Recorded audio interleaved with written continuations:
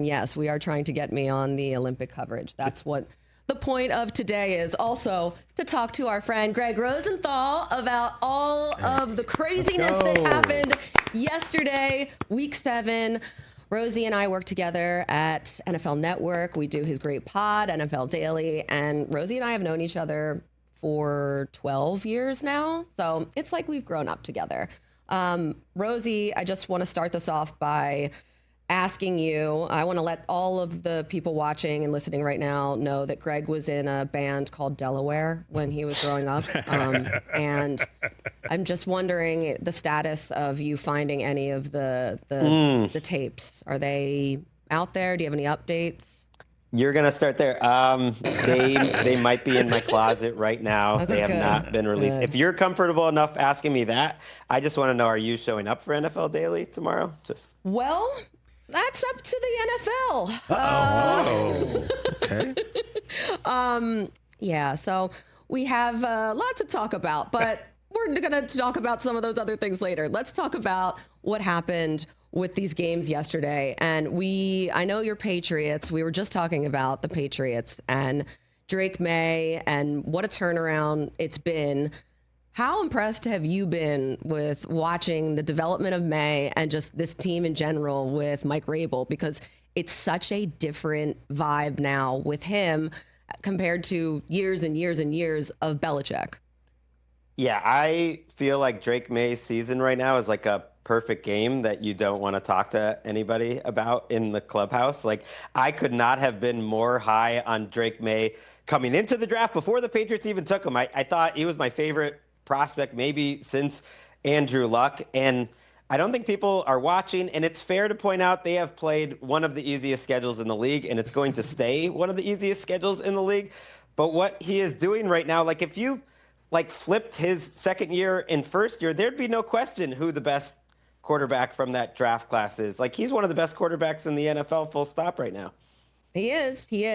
Speaking of quarterbacks in the NFL, we have many questions about Justin Fields, who we covered a little earlier, and Tua Tagovailoa. What should happen? What is the future for both of these quarterbacks? And should there be some type of move made by the organization, whether or not a benching or what?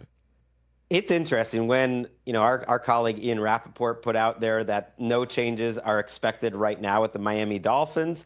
I thought, wait, are they considering benching Tua but keeping Mike McDaniel?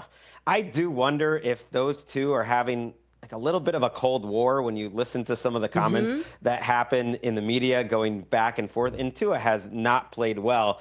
But ultimately, what are you going to do? You're going to play Quinn Ewers in week 8? I don't think that's an option. So no matter what their plans were at head coach, to me, that's the more logical move if they're going to make one.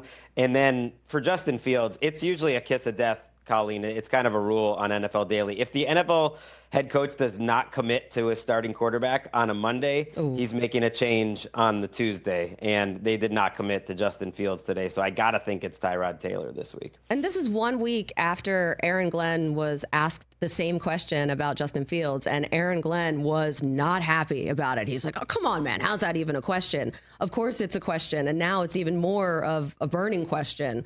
But yesterday's games, we saw just some wild finishes, especially in the afternoon. Where were you when the Giants and Broncos switched leads 75 different times?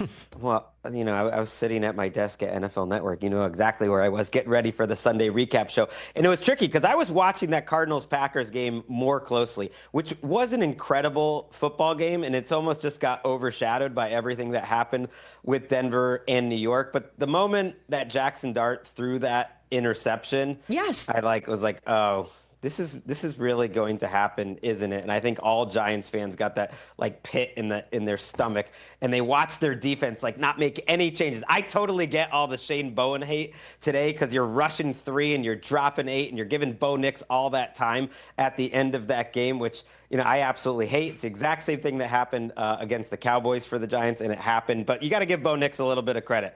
There was Tebow aspects to both of these games, Yes. both of these quarterbacks in the game. The lucky lucky touchdown that Jackson Dart got. Like sometimes the way he plays reminds me a little bit of TiVo, but 3 quarters of absolutely atrocious quarterback play by Bo Nix, and then 33 points or whatever it was in 31 points in the fourth quarter. That was some Tim Tebow magic there by Bo Nix. It was. Theo Johnson is playing a big role somehow. I can't believe he caught that deflection, first of all, and that wasn't his. I don't even know how many touchdowns he has this year, but it is just, I was talking about Jackson Dart after the game and his face on the sideline, like the reality setting in for him that they did not win that game. And I wonder how that affects them going forward, because it just felt like they had that spark and they really did believe in themselves. And it's like, we talked so many times this year about how the young players and Cam Scatterbo and Jackson Dart come in here and they're not jaded yet. They're not beaten down by the losses and the media in New York. And I just wonder if, like, when that starts to seep in, at what point, because it will. Yeah, I like that you're trying to play this thing straight. Like you're not enjoying the fact that Jackson Dart woke up this morning and I hate it for them so much. Most people have like their welcome to the NFL moment on the field. He actually had his when he looked at the New York Daily News cover, or was it the Post, where it just says worst loss ever. And who's on the schedule this week, Colleen? Second time in 3 weeks? No, I know. Your Philadelphia Eagles. Yeah, I know. So it's tough. That's a tough one for them. Who we're looking at their full schedule here. And then they have San Francisco, who just had that incredible game last night with Mac Jones, who has this team with 4 wins. Right? They've gone 4-1 with Mac Jones, I believe. Correct. Yeah, correct. And even with all of the injuries, it's almost giving kind of like what we were talking about with Tampa Bay and Baker Mayfield being able to overcome all of these injuries. But now we're talking about Mac Jones being able to do this with the Niners. And it's like, this was their first game without Fred Warner, and the replacement played really, really well in his spot too. Right, Greg? Yeah, he was great. And I think Robert Saleh has done a great job coaching up this defense. It makes you just wish they had Fred Warner or Nick Bosa, or both, obviously, for the rest of the season, because I think the ceiling for this team would potentially be the Super Bowl. But I love the news that Mac Jones got $400,000 off that game. He needed to win 4 starts at quarterback, where he started the game and they won the game, to make a $400,000 bonus, and he hit that. So, like, Mac Jones is partying somewhere tonight. What does that look like? We've seen the man. The man knows how to gritty. I mean, come on. That's true. He's got cigars for sure. By the way, it was Tatum Bethune. I was thinking Jason Tatum for some reason. Obviously, that was not him, but I knew there was a Tatum involved. So when we look at this defense and the way that the Niners season is unfolding and how crowded the NFC race is, how do you see this stacking up? Because the Rams, they're now a contender too, and we saw what they were able to do without Puka Nacua, and there was no real previous connection with Matthew Stafford and Devontae Adams. They were just not on the same page. The targets were there, but the completions were just not happening. And then yesterday, they figured it out. Obviously, Devontae ran a lot of the things that Puka would run, but it works for them. I think it was a good reminder for Sean McVay that, like, just don't do everything around one guy. And they're running a lot more 2 tight end, especially 3 tight end personnel in that game. They had more 3 tight end looks than any team in the history of the Next Gen Stats era, since they started keeping track, and way more than the Rams ever had. And they were versatile. They run the ball. I think it's the best division in football. Like the Seahawks, it's hard for me to get there as Super Bowl favorites, but I kind of think they've been the best team in the NFC this year. And then the 49ers have been great. And the Rams are a totally complete team, but I don't know what to make of them. They haven't won a game in the NFC this year. They swept the AFC South. So they're killing the AFC, and they have like the important part of their schedule still coming up. So you feel like Seahawks are top tier? and it's really hard, as you know, for me to get there, just like imagining Sam Bradford holding up the NFC Championship trophy. Sam Darnold. Sam Darnold. Sam Bradford. This is now like the fourth time you've done that. Because they were having the same career. They were having the same sort of like they're the same top shelf person. disappointment. And I got to admit, like, he is an all-pro this year, Sam Darnold. And they're so complete. Like, I love the O-line in terms of pass pro. I love the defense. I love the coaching. I think they would be my pick in that division. Wow. Well, they'll play tonight. They play the Texans as the second of the doubleheader tonight on Monday Night Football. You know how much I love Sam Darnold. I was on the Sam Darnold bandwagon very early, training camp last year, before everything happened with the Vikings. And then he was unceremoniously discarded for J.J. McCarthy. But that paved the way for Carson Wentz to do what he did and what he's doing now. We got the full Carson Wentz experience yesterday. The first half of him just throwing away these balls and terrible interceptions. The one to Makuba was awful. That was just like very classic Wentz. But it really did warm my heart that the Eagles beat Wentz again in the second game against him. I mean, do you really need to spike the football on Carson Wentz? You wanted a Super Bowl your whole life, Colleen. I did. Would you have gotten that Super Bowl without the exploits of Carson Wentz going 11-2 in MVP candidate that year in 2017?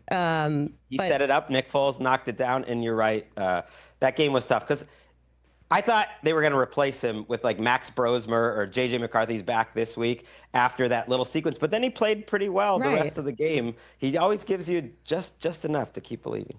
He does. And I didn't even mean to go down this Carson Wentz alley, but I just made a left turn real quick. However, I was going to go over to Daniel Jones's road because much like my love for I was going to say Bradford, Darnold, I have this thing with the Colts every single year. I love the Colts. I think they're going to be really good. I am banging the drum early all through training camp. It's like usually my prediction. And finally this year, I was like, I can't do it again, even though I feel it, but I'm out. I can't. And I just want to say you're welcome to everyone in Indianapolis, because this is now the year that they've put it all together. Daniel Jones, what have you thought so far about this Colts team? Because obviously they have Jonathan Taylor, who he's been a huge part of their success, and he's going to be an obligatory running back that gets into the MVP conversation, because we always know that it's going to be a quarterback anyway. But Daniel Jones still, I don't think, really gets the credit, and this team is 6-1. They have statistically one of the best offenses through 7 weeks in NFL history. Like, you can look at it any type of way. Yesterday in that game when they finally punted, I think it was late third quarter, it felt like a miracle for the Chargers, who are supposed to be a pretty good defense and have all their players healthy, to get even one stop. And there are a ton of easy buttons for Daniel Jones, but there's 3 or 4 throws every week. And I don't know what sort of confidence Shane Steichen got into Daniel Jones, where he reads the blitz, he stands in against pressure, and he makes a very tough throw. And you just weren't seeing those passes since maybe his rookie year with the Giants. And if you want to enjoy another Giants loss, them watching Daniel Jones be the number 1 quarterback in the league, like you on know the best me so team. well, Greg. Like that's a huge L. That's like the worst level of L as a sports fan. It is to watch Saquon and then Daniel Jones. Which one do you think stings more? It's got to be Saquon.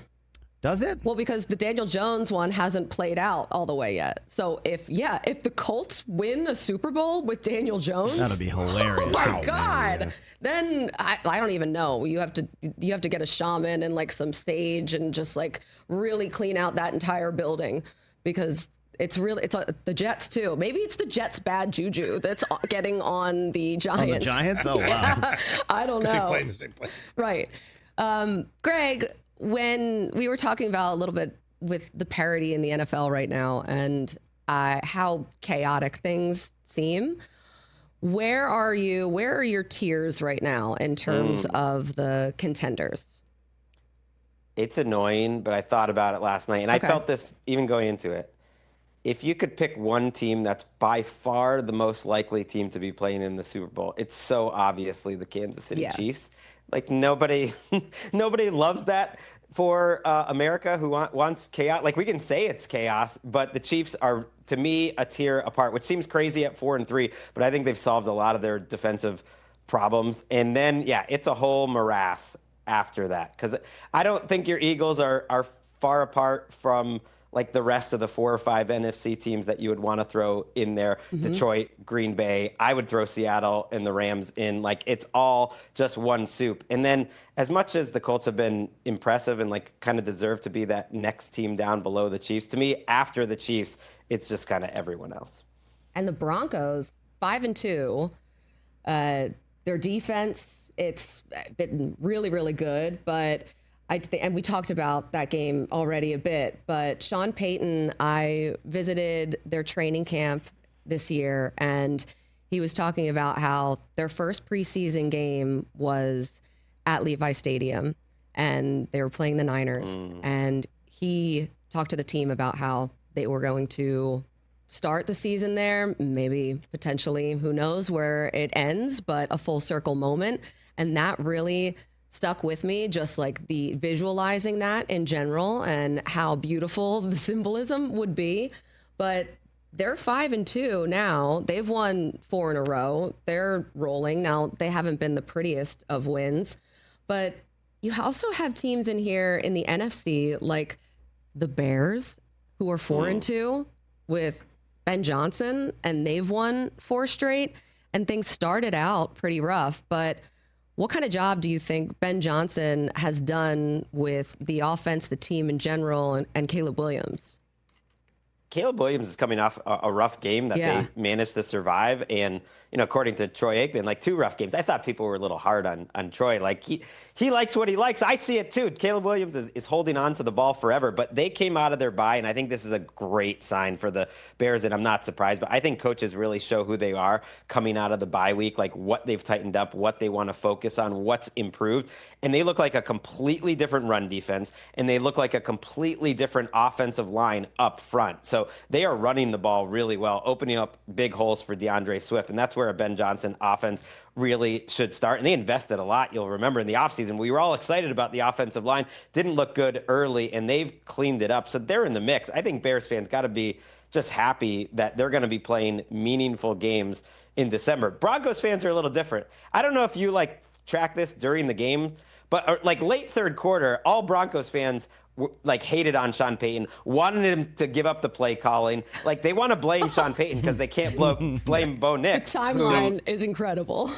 It really is amazing because you can't blame Bo Nix, but Bo Nix, if this was his rookie year, people would be like, is Bo Nix really worth being the 12th overall pick? It's been a shaky, weird year for Bo Nix. Yeah, but to your point, things completely changed by the end of that game, and it was from one end of the spectrum to the other. And that is just the beauty of sports in general, how quickly these opinions can change and how quickly just everything, the narratives shift in this league. Because I think about teams like the Panthers, who now they've won 3 straight. And of course, you have to look at the schedule, and Bryce Young is out next week. Andy Dalton will get the start. We love Andy Dalton getting out there, getting some run. But I think about teams like the Panthers, who at least they're showing some signs of life here, and that they have the ability to have a little bit of an improvement, unlike the Jets. And it just seems like everything is such a struggle with New York. And I think about the Arizona Cardinals, for instance, too. I mean, this team has come so close and now has so many losses by just the skin of their teeth, Greg. Yeah, I feel for them. Cardinals fans are done with this regime, and I think they should be more patient. It's curious, though, because they've clearly looked like a better offense with Jacoby Brissett. They're a different offense with Jacoby Brissett. They're under center, play action, going through Trey McBride. The running games looked better, at least, even without their 2 best running backs, Trey Benson and James Conner. and they just keep losing these close games the last 2 weeks to really good teams. I listen to a lot of team podcasts, Colleen. No fans are happy right now. Packers fans aren't happy. They didn't win by enough. Cardinals fans are so unhappy. And I actually think that game was like a really good game between a desperate Cardinals team that probably should have found a way to win, and I wouldn't be that worried from the Packers side. But just be patient. They've played the Colts and the Packers to the final whistle 2 straight weeks. I don't think they're quite done yet. Being happy is not what being an NFL fan is all about. Like, you're not supposed to be happy. Your team, unless your team is winning every single week without any type of issues and then winning every Super Bowl, you're going to be annoyed about something, and that's the beauty of it. I think that's why I love football, because I like reasons to be annoyed. Gregg Rosenthal, you've done it again. Thank you so much, my friend, for stopping by. Maybe I'll see you next Tuesday. We do Tuesdays on the podcast together, our episodes. So potentially I'll be there tomorrow, and otherwise you guys can check Gregg out every day, NFL Daily. It's an awesome show. We vote quarterbacks on and off the island, and also Game Day View, correct? Fridays? That is Fridays. Love you, Colleen, whether you're there tomorrow or not. Aw, love you back. Thank you, Gregg. There he goes off to the podcast studio. Hey, you made it all the way to the end. Thanks for that. Check us out every single day streaming live on Disney Plus and the ESPN app 12 to 3 Eastern.